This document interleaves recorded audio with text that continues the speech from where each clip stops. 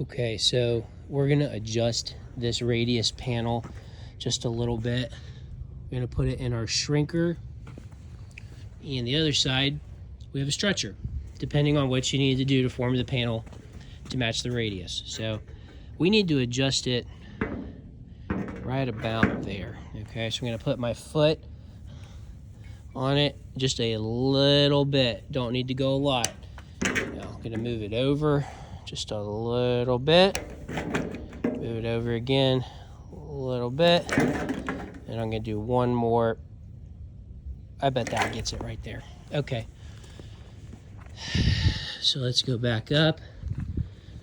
You can see here it's going. I've got 4 panels put in.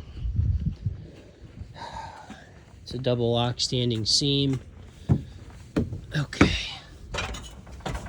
Go back up here.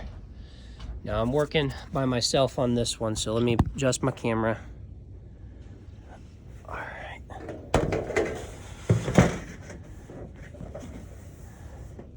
Okay, now, all right. I'll check it out. I might do a little bit more of an adjustment right here. Yeah, we're gonna adjust that just a little bit more, but you can see how close that is, matching that radius.